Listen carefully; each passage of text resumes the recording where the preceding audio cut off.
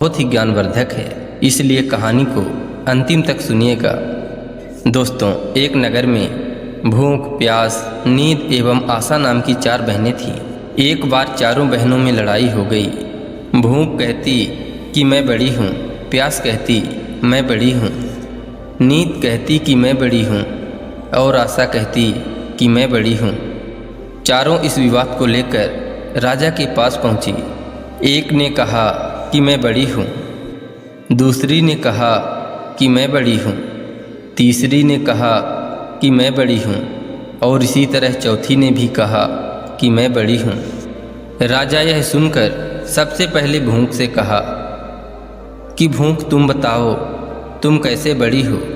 तो भूख ने कहा, मैं इसलिए बड़ी हूँ क्योंकि मेरे ही कारण घर में चूल्हे जलते हैं, अच्छे अच्छे पकवान बनते हैं और जब थाली सजा कर दी जाती है तब मैं खाती हूँ, इसलिए मैं सबसे बड़ी हूँ। यह सुनकर राजा ने अपने सैनिकों को आदेश दिया कि जाओ और राज्य के प्रत्येक कोने कोने तक यह घोषणा कर दो कि आज से किसी के घर में भोजन नहीं बनेगा। फिर देखते हैं जब भूख को भूख लगेगी तो वह क्या करेगी। पूरा दिन बीत गया, पूरी रात बीत गई। जब सुबह हुई तो भूख को भूख सताने लगी, तो वह इधर उधर भोजन का तलाश करने लगी। जब उसे कुछ नहीं मिला तब वह भूख के कारण घर में पड़ी बासी रोटियों को खाने लगी। प्यास यह सब देख रही थी। वह तुरंत राजा के पास गई और बोली, हे राजन, भूख हार गई। वह घर में पड़ी बासी रोटियों को खा रही है, देखिए मैं सबसे बड़ी हूँ।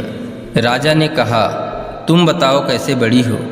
प्यास ने कहा, मैं बड़ी हूँ क्योंकि मेरे ही कारण लोग कुएं खुदवाते हैं, तालाब बनवाते हैं एवं बर्तनों में पानी का भी संचय करते हैं और जब किसी पात्र में भरकर मुझे पानी देते हैं तभी मैं पीती हूँ, इसलिए मैं बड़ी हूँ।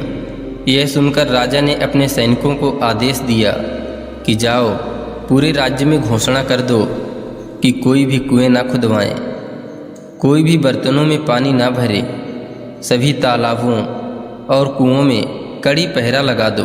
देखते हैं जब प्यास को प्यास लगेगी तो वह क्या करेगी। पूरा दिन बीत गया, एक रात भी बीत गई।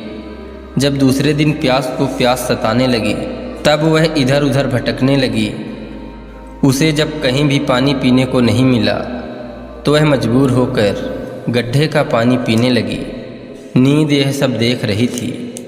उसने तुरंत राजा के पास जाकर कहा कि राजन, प्यास हार गई, वह गड्ढे का पानी पी रही है, इसलिए मैं सबसे बड़ी हूँ। राजा ने कहा, तुम कैसे बड़ी हो। तो नींद ने कहा, मैं इसलिए बड़ी हूँ क्योंकि मेरे ही कारण लोग पलंग बनवाते हैं, बिस्तर लगाते हैं। जब मुझे बिस्तर लगा कर देते हैं तब मैं सोती हूँ, नहीं तो मैं नहीं सोती हूँ। राजा ने अपने सैनिकों को आदेश दिया कि पूरे राज्य में घोषणा कर दो कि कोई भी पलंग ना बिछाए, उसमें बिस्तर ना डलवाए। नींद को जब नींद आएगी तो देखते हैं वह क्या करेगी।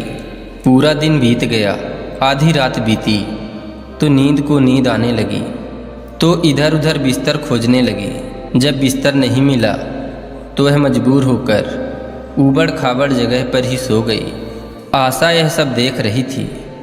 उसने तुरंत राजा के पास जाकर कहा कि राजन, नींद हार गई। वह ऊबड़ खाबड़ जगह पर बिना बिस्तर के ही सो गई, इसलिए बड़ी तो मैं ही हूँ। राजा ने कहा, तुम कैसे बड़ी हो।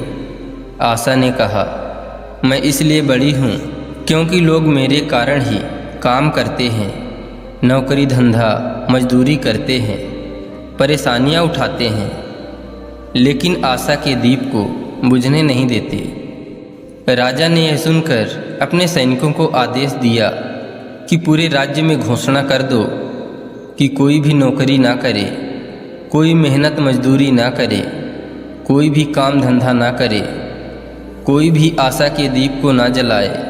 आशा को जब आस जगेगी तो देखते हैं कहाँ जाएगी। पूरा दिन बीता, आधी रात बीती जब आशा को आस जगी तो वह इधर उधर गई, लेकिन चारों तरफ सन्नाटा था। सिर्फ एक कुम्हार टिमटिमाते दीपक के प्रकाश में काम कर रहा था। वह वहां जाकर टिक गए। कुम्हार ने देखा, उसका सोने का दीपक, सोने की बाती और सोने का महल बन गया। दोस्तों, जिस प्रकार कुम्हार की आशा पूरी हुई, उसी प्रकार आप लोगों की भी आशा पूरी हो।